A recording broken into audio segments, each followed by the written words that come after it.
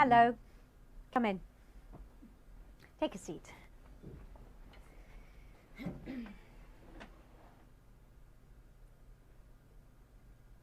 This is the speaking test of the International English Language Testing System, taking place on Saturday the 29th of September at Didtown Centre. Centre number DD783. The candidate is Javier Manuel Rico, and the candidate number is 0004290.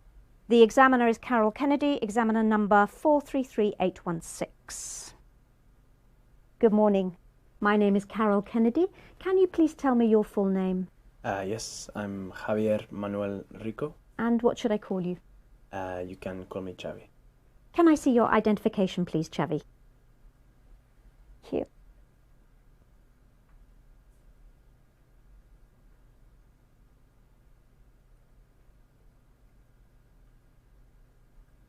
Thank you.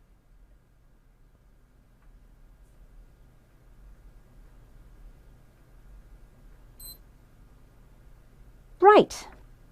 In the first part of the interview, I'm going to ask you some questions about yourself. So let's talk about what you do. Do you work or study? I'm still studying in my final year. I've nearly finished my course. And what are you studying? And do you enjoy it? I'm studying law, and yes, I do enjoy it, most aspects of it, but in this final year there is a lot of hard work and a lot of reading, and I cannot say that I enjoy all of this reading, but what I really enjoy is working on case studies. What I mean is discussing cases. I like to exchange ideas with people. So what are your future plans? I want to have a career in law. I have to decide which area to specialize in first, and then maybe study for another 4 or 5 years. I hope to specialize in environmental law, which is the law that businesses use to have to abide by to ensure that their practices do not affect the environment. Let's talk about friendships. How do you spend time with your friends? Like most other people, I think, having a drink or a meal. I play football sala with some old friends. I think it's called five-a-side in this country. There are sometimes 6 or 7 of us. I haven't been able to keep it up, so I'm looking forward to getting back into it. And is there one person you could call your best friend? I would say maybe my girlfriend is my best friend. Although if you ask her, maybe she doesn't say this. But among my male friends, I do not think that I have a friend who is closer than all the others. In Spain, we tend to have a big group of friends. On the weekend, maybe a Friday or Saturday, we will all go out together. Sometimes classmates from school or university, and a big group of guys and girls, 15 to 20 of us, will go out and have a meal or end up in a club or a bar and sing some music. And can you tell me about a friend you remember from your childhood? That is going back a long time. There is a boy that I don't know now, but was a very good childhood friend of mine, was called Hector. We were about 9 or 10 years old, and we did everything together. He was kind of geeky, I guess. I had other friends that I had similar interests with and I did sport with, but I like Hector because he was very different. He used to play with chemistry sets and fix engines and things like this. But then we went on to different secondary schools and we made new friends and we grew apart. Now let's move on to talk about culture.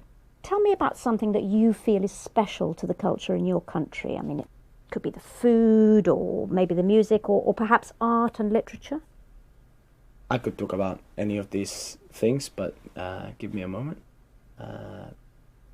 I think it's better that I talk about food. I'm very proud of Spanish art and literature, but I think that I know most about food. You could say I'm a food expert.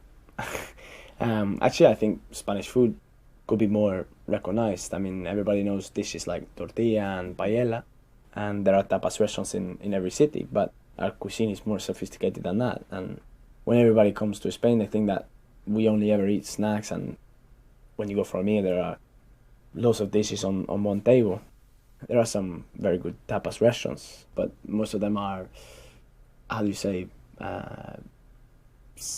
specialized, not specialized, standardized, because they make the food so that everybody will like it.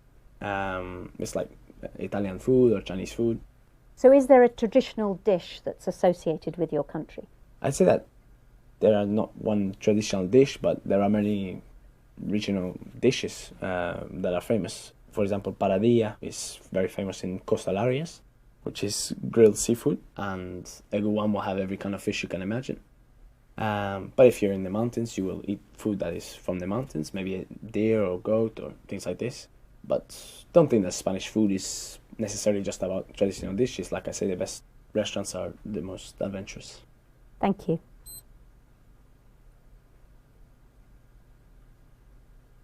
Now, I'm going to give you a topic and I'd like you to talk about it for 1 to 2 minutes. You have 1 minute to plan what you're going to say and you can make notes if you wish. You understand? Yes. So, there's your paper and pencil. And it's your topic. So, I'd like you to describe an event that you attended recently.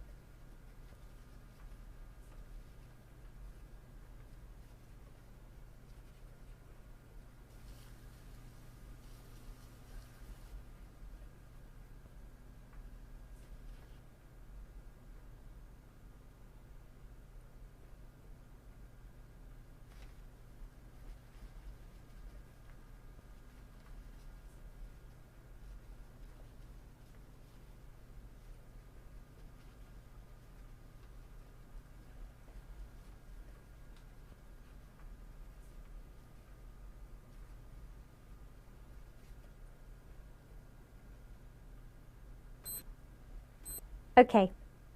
Now you have 1 to 2 minutes for this, so don't worry if I stop you. I'll tell you when the time's up. Could you please start speaking now? I'm going to talk about my grandparents' golden wedding anniversary, which was 2 months ago. They're in their 70s now and have been married for 50 years, so it was a very special day. I've been to many kind of anniversaries and parties and weddings, but I must say that I enjoyed this day more than any other.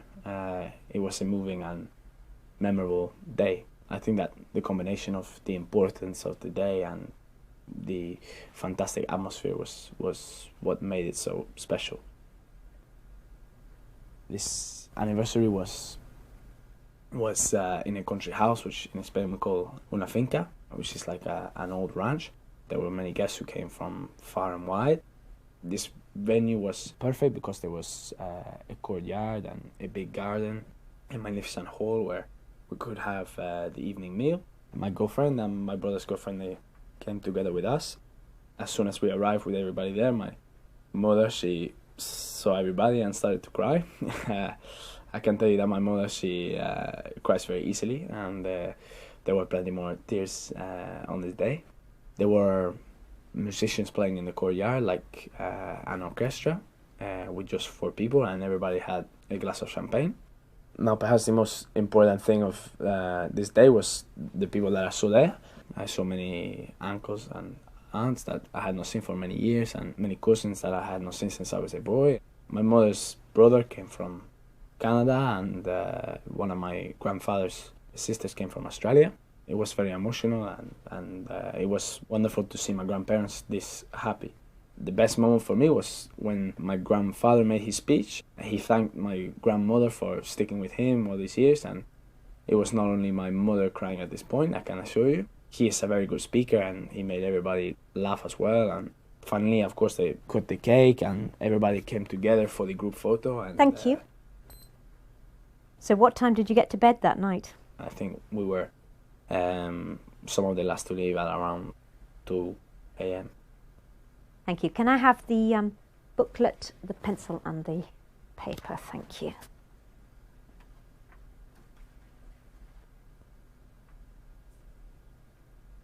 Now, you've been telling me about an important event in the past that you attended. Now, in the final 5 minutes of this test, I'd like to ask you some more general questions that are related to this. Let's talk about past events in general. Do you think photographs are the best way to record and remember special events in our lives? That's a really good question, and I mean, of course, photos are a part of our lives now in a way that was not possible in other eras. I read the other day that more photos are taken now than ever before, and I mean, millions or maybe billions of photos every day. It's as if we have to take a photo to prove that something happened. I can understand that. I mean, I think that people want to remember special events and even everyday things too. And personally, I love taking photos when I go places and see my friends. And I also love looking at old photos. I think they can provide an insight into the past as well. Why do you think that?